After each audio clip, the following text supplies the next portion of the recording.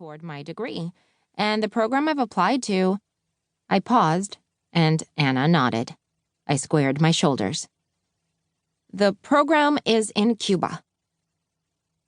The College of Charleston accepted my transfer application last week. Right after I got that email, I celebrated by silently screaming in my bedroom before applying to their study abroad program. A whole semester at the University of Havana. I would sit in on lectures taught by Cuban professors. There would be excursions and cultural visits. Old Havana, Viñales, Santiago. My Spanish would get better. I would have my own stories from the island that, for so long, had been an heirloom I couldn't touch. Of course, the program was expensive, but there wasn't time to hesitate. I was running against a clock ruled by politicians. I had financial aid, scholarships, and a shoebox of savings from working at the bodega. An education visa was one of the only ways to legally travel there now, and I didn't have family waiting for me in Cuba, so school was the answer. At my declaration, Anna gasped and pushed herself off the desk, knocking me aside. She clutched her chest and crashed backward onto the bed, my throw pillows falling over the side. The performance was worthy of a telenovela. I sighed and dropped my hands to my hips. And I suppose this is where my long-lost sister bursts into the room and tells me she's stealing my inheritance. Or, better yet, your long-lost mother. It was just a joke, but it hit a nerve, like always.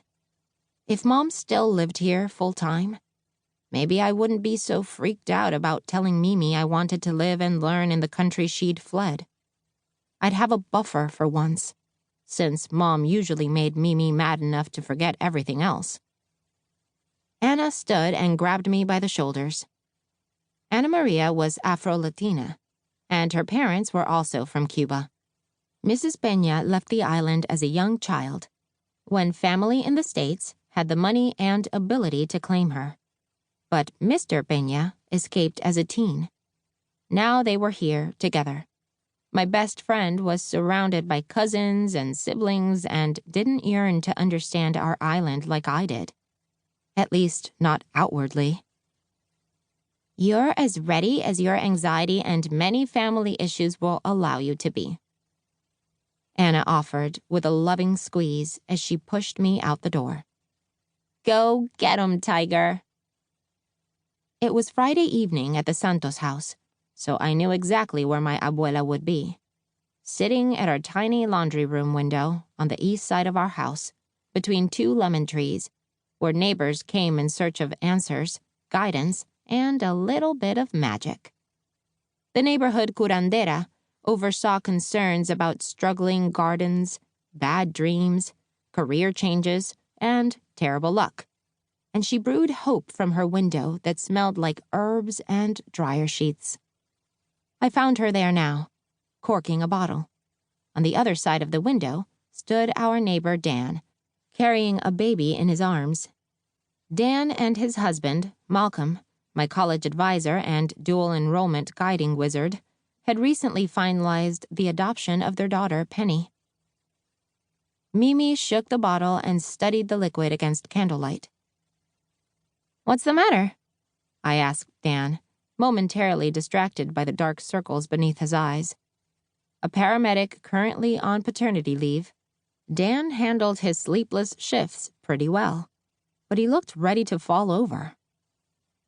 Penny is teething, he said around a yawn.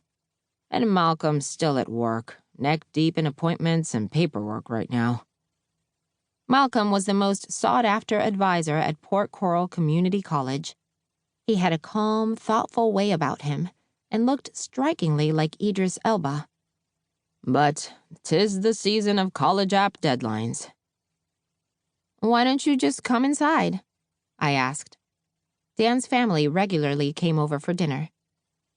Because Mimi is working, and I won't make her play favorites like Malcolm does with you.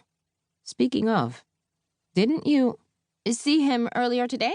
Why, yes, I did.